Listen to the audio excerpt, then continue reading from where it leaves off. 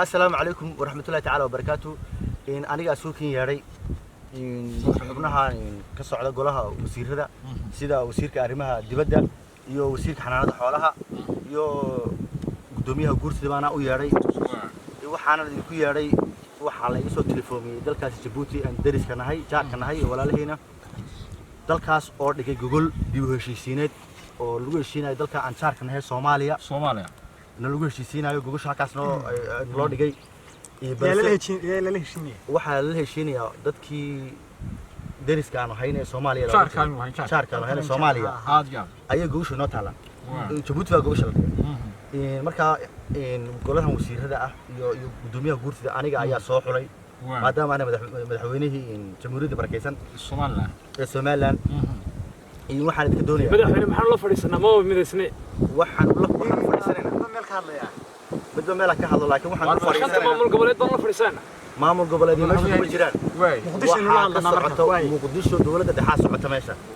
سيدا أنا قورك يوسو قاري دولة جيبوتي عن شاركنا هي عديسي وحال إيش شيء إنه فرماتي إيمانية ومدحوينه وجامينه يرسل وسارها يو قدوميها بارلمان كي يكو يوسيرون إيمانية ماشى أوديجينا مركا إنه إن ماشى تجنو أيام لو بهاي هاي وحين سكوت تجينا ماشى مركا تجينا وحين كوت تجينا إنه إن نهاي دل مدح بنان أو كم مدح بنان سومالية ده والله بدل وده حلا يعينه نهاي حان وده حدلنا إنه هو إن حقوق ذيني أينو كهدلنا حقوق دلك أولياء شيء وادلو كتير أو سوتشوف دلك ده بان اللي كله يرنجح حسوقه ومديني بالله حسوقه ولا دمي ولا مدي أو شاد لقو دولين لقو لاي واللي بعلن كي بلو جهابة لقو لاي إن markii horena inaga xorriyada ka hor qaadano ula tagnay imikana wixii waynu kala noqonay tii laba qofna hadii ku heshiin waayeen qodobadu iyo alla way kala noqdaan marka inaan arrimahaas aanu ku baxayna waxa la rabaa wadadeenu inay wado straight way ahaato in wada toosan oo leexleex lahayn ay noqoto nimanka Soomaaliya kulli waan garanayo line up kii garoomada ku soo galayaan waan aqaana marka waxa weeyaan line up baan u sii diyaarsanay inaguna labada wasiir iyo gudoomiyahan golaha guurtida Saleeman sidaasaan isku waafaqnay nin walba waxa la rabaa meesha uu hadalka ka leeyahay marka la gaaro hadalkeenu inuu mid ahaado hadalkeena soo ah qadiyada Soomaaliland waa muqaddas goonisu taageedu waa muqaddas in goonisu taageedan loo ictiraafo koow xasuuqii in la xasuuqay magdhowgiisi in meel lagu sheego ayaan shirka la tageynaa way garateen Soomaa saasaan amrina gudoomiyaha waxaan oranaya madaxweyne aad iyo aad bad maxsanta talabada wanaagsan ee aad qaaday gool isku taaga jamhuuriyadda Soomaaliland waa go'aan shacab mid laga noqonayo maaha iyo mid cid kale xamar ka imanaysa loo daba fariisanayo ma aha meesha sida aad sheegtay waxaanu la tagaynaa qodobadaas aad sheegtay ugu horeyn gool isku taageena laba dal ee wada hadlay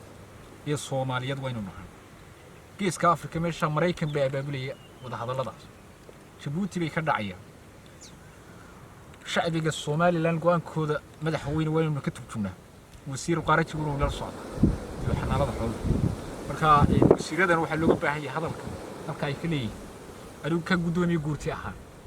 waxa imanaya gudoomiyihii Soomaali ee golaha shacbiga imanaya ninka doorku qaadan lahayn ma qaadanaya ninka baan idinkaga aadaya iyo waxa la wixii xagga sharci dejinta Soomaaliland qataata badan ba ka imanaysa xagga marka dhankaas ku aadaya wasiiraduna wasiiru daaqiliga iyo imanaya baa leeyahay iyo qolo kale marka barad koolan waan inuu sida ku aadnaa waan gartay wasiir maxaad kala arrinta adigu mudan madaxweyne aad baad tahay arrinta wanaagsan shaqo wanaagsan baan qabatay horta aniga maanta ilamaba gudboona inaanu la hadalno xamar inaanu la hadalno ilamaba gudboona horta maba wada hadli karnaba waxaana u wada hadli karin marka ugu horeysa aynu wada hadlano waa inaanu laba dawladood oo siman oo Afrika ku yaala oo deris wada hadlaya noqonaa haddii ayna noqonayn miya haddii aanan Djibouti iyo kuwan wada hadlada wada aysan arrinta ka soo baxay waxba meesha ma yaalaan aanu kala maqnaan yana isu iimaanay waraadna wasiir madaxweyne taad bal ma santa anugu nimankaas shirkooda horta wax muhiim oo inuu jiro garan maayo sidaas oo ay tahayna aanu shardi baan ku xidhi lahaa nimankaasi haddii ciyaalkii reer xamar u shaqo tagay reer Somaliland ee meelaha ka qalqeeliya ay soo qaxaysanayaan shirka kama qaybgaleen shirkaasna waa inuusan qof reer Somaliland oo xamar u shaqo tagay uusan shirkaas soo fadhiisan haddii uu soo fadhiisanayo dee meeshaas waxaan aaminsanahay wax mataqaanaayay ka soo baxaya ama innaga inoo muhiima oo ku jira haba yaraatee ma jirto madaxweyne maanta dhawada waa anigii markii ay arrimahan soo baxbaxayeen waa anigii safar ku aaday xagga bari dalkii nabad weeye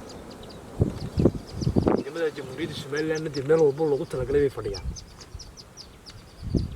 anigu dee Salebaan Gaal oo gudoomiye golaha guurtida arrimo badan dee madaxweynuhu ka dhawaajiyay waa nin dalkan u soo jimaadeeyay oo soo jabay sidoo kale sideenoo kaleba anigu horta mid haddii laga qaadanayo meesha ayay nabaadinba sababta Afrika maanta dawlad naga awood badan kuma taalade Afrika oo dhan baan qabsan karnaaba xamar maxay tahay maamulka yari xamaran dhaafi karin hadii laba hadli mayna laba shiri mayna madaxweyne horta wasiir raganimada ka halsiisay oo waxaan kugu ilmada xilkaas inaad ka soo baxayso adeega leeyahay wax xil kugu dhigo waynu tagaynaa meesha oo casuumad baan loo fidiyo waxa ina lagu casuumay dawlad la hadlaysa ee maamul goboleed iyo waxa inaga naloo yeerin waxa loogu yeeray laba dawladood oo wada hadlaya ayaa casuumadoodu noo timid oo inagoo dawlad ah ku tagayna meesha gogashuna Djibouti bay taalaa caalamkuna wuu joogaa oo hordhicii ka soo baxay ee caalamka lagu baahiyay waxay ahaayeen Somaliland oo 60kii ku darsoontay Soomaaliya oo haddana 1998kii May